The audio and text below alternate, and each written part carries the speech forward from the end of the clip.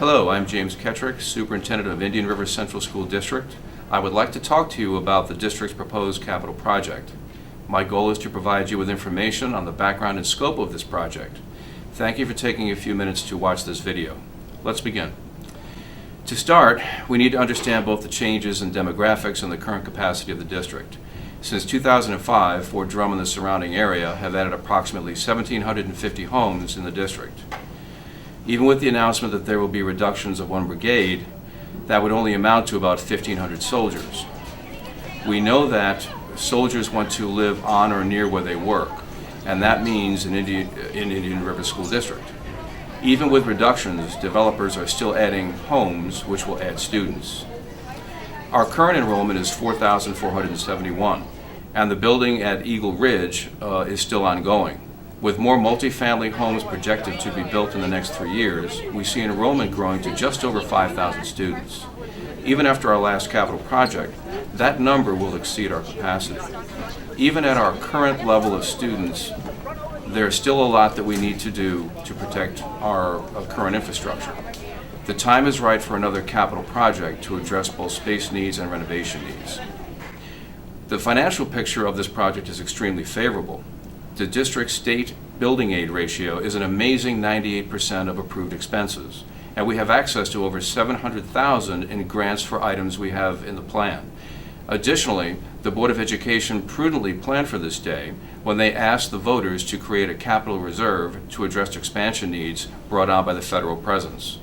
We have $10 million available in this reserve to keep from shifting the financial load to the local taxpayers. Together, these are extremely favorable conditions. Let's look at some of the specific items which we need to address to maintain our infrastructure. In 2010, we conducted a survey of every building and identified areas which would need to be addressed, and we update this list every year. The heating and ventilation, kitchen walk-in coolers and freezers, flooring items and plumbing all have components at the end of their useful lives. Around the district, sidewalks have heaved, creating a tripping hazard, and there are small cracks in the masonry walls which allow water infiltration. We also know that there are some efficiencies that we can undertake to reduce our energy consumption and associated costs. Finally, everyone understands the heightened awareness about security, but this aspect needs to be balanced with ensuring that our buildings are open and welcoming places where a full educational experience can be achieved. At the middle school, a set of folding gym doors and a number of exterior doors across the district have reached the end of their useful lives. Our emergency lighting needs to be upgraded to comply with current building and safety codes. We also looked at the class loads and how the curriculum is being delivered. We noted that the music program was cramped for both educational and instrument storage space at both the middle and high school. We also looked at support areas and cafeterias to address student seating concerns. Where classrooms are needed, we are looking to add them. We also looked at the sports program and are recommending the conversion of the current football field and track into a complex which brings us on par with our competitors in the Frontier League. Finally, technology has advanced to a point where we can generate our own electricity with solar panels manufactured right here in the United States. It makes financial sense to offset the annual electric bill at Indian River Intermediate School with this capacity. The system will pay for itself in less than 15 years and has a warranted life of 25 years. At Evans Mills, we're proposing 10 new classrooms to accommodate the anticipated increase in population. However, if the developer, Fidelity American, builds the project they are proposing, we will need this space. But they haven't broken ground yet, so that is still an uncertainty.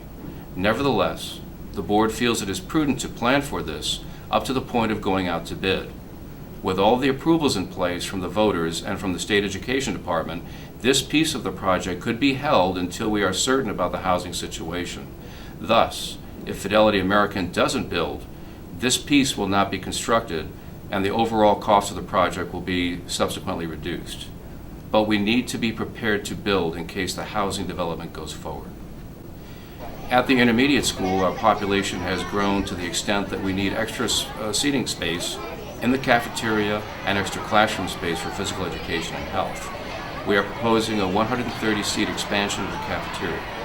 We have also proposed a multi-purpose space for rubberized flooring which can be used for physical education, dance, health, music, or assemblies. This will better address the space required for the physical fitness needs of our students. At the middle school, we are proposing an addition of a band room and a general music classroom space. We currently have 6.5 full-time teachers in a space designed for 4 teachers. This renovation will also permit us to bring all of the home and career classes into one area and will enable us to update the technology areas. You may remember it as shop or industrial arts. We'll convert that to a space where we can integrate STEM, that is science, technology, engineering, and mathematics, into a curriculum that better prepares our students for the 21st century economy. As with the middle school, the music program at the high school has outgrown its space. We are proposing adding a multi-purpose room where the entire band can practice in a space sized for their needs. Additionally, this space can be utilized for theatrical performances in the black box tradition. We continue to look for ways to get the maximum use out of our spaces by identifying the many roles that can be included in the space as we design and build it to meet our growing population needs. Finally, we are proposing 2 projects which will be visible all day, every day. At the current football field, we are proposing completely restructuring the field to a turf surface. The viewing stands, the storage, the retaining walls, and the press box are seriously dated and in need of repair. With the growth we've experienced, we are asking the voters to approve the development of a multi-purpose field for soccer, track, lacrosse, and football on the location of the current football field. This will also be available daily for physical education classes.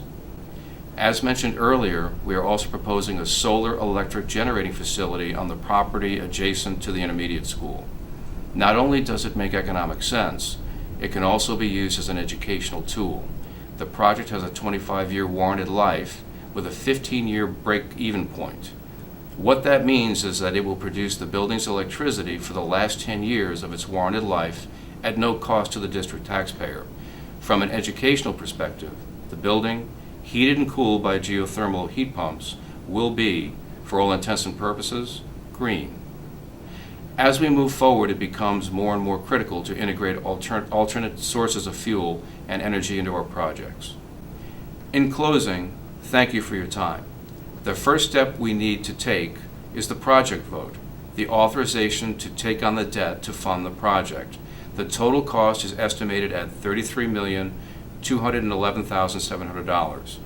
Given the favorable aid ratio, the available grant funding, and the existing reserves I mentioned earlier, we don't expect that there will be any impact on the local tax levy for the construction portion. That vote is January 22nd, noon to 8 p.m. in the district office. Assuming this passes, we will begin intensive design work and get our plans to the State Education Department for approval and issuance of building permits. That will be in the fall of 2014, meaning we'll put the project out for bid in the early spring of 2015 and begin construction in late spring. The project will be completed in 2016, coinciding with the anticipated completion of housing projects which will bring the population increases. Voting requirements are simple. You must be 18 years of age, have lived in the district for 30 days, and be able to read and write. Military personnel can vote in this process even if they are residents of another state. We encourage all residents to come out and express their opinion at the polls. Thank you for your time and your support of Indian River.